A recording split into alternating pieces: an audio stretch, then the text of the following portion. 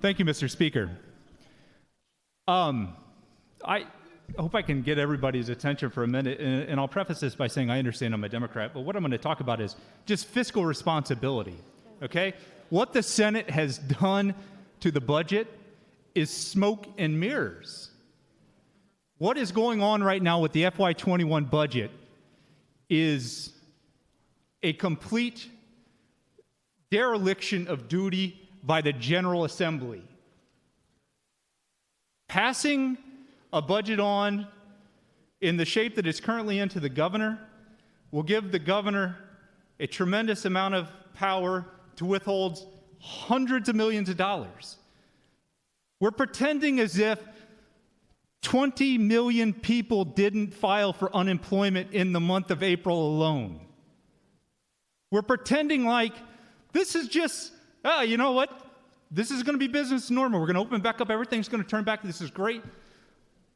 We are down right now today, $600 million in revenue from where we were this time last year. If you include what we built the budget on, that's about $840 million we're down in this fiscal year.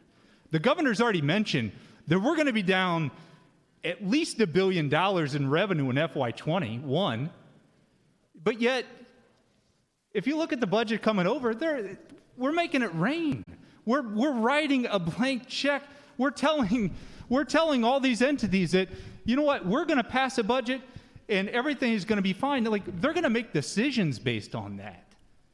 They're going to make decisions based on, well, the government, the state promised this much money. The state made us a promise that this money's coming. We know that this budget is out of balance. We know that it's too premature to do the budget, but we're doing it anyway. We know that there's excess federal authority scattered, peppered throughout this entire budget. We know that there's this whole new fund, Budget Stabilization Fund, created on the assumption that the FMAP is going to be continued. That legislation isn't even filed yet in Congress. I think there's reason to believe that the FMAP, that 6.2% increase, will continue for FY21. That's $650 to $700 million.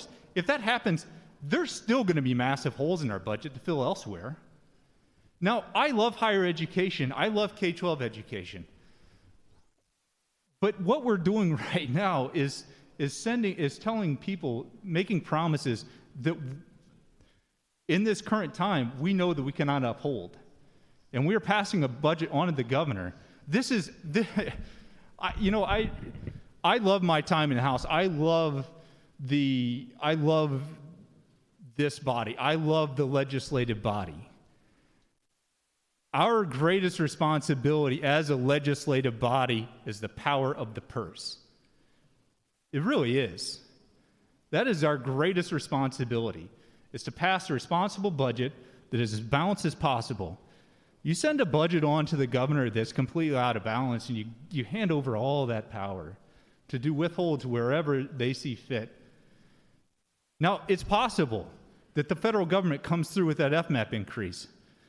Nothing else. Holes still exist. It's possible the federal government comes through with a massive bailout for states on top of that FMAP increase. I think that's very possible too.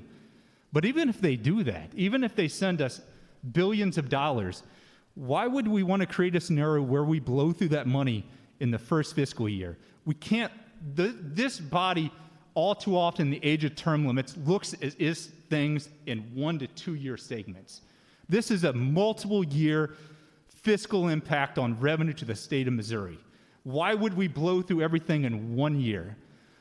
FY22 will be worse than FY21. FY23 could be worse than FY22, will likely be worse than FY21. That's just the reality of this situation, folks. I don't want this economic downturn to last a while. It is going to take a while for us to climb out of this. We cannot. We need to be more responsible. I want to be able to restore the money, cuts to higher ed. I really do. I want us to be able to plug those holes, but to tell them, there are no cuts. I've heard multiple times on the radio, Senate restores all the funding to higher education. No cuts to higher education, no cuts to K-12 foundation formula. Wow! When have we ever cut money from the budget and that's not happened?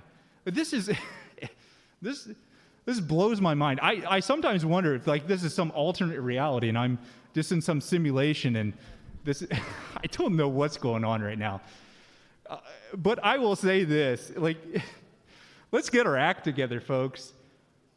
Let's get our act together. I know it's an election year, but let's get our act together on a budget and make sure that we're holding up our end of responsibility, not as a Republican or not as a Democrat, but as the legislative body, a separate but co-equal branch. We have the power of the purse. Do not punt a budget to the governor. Thank you.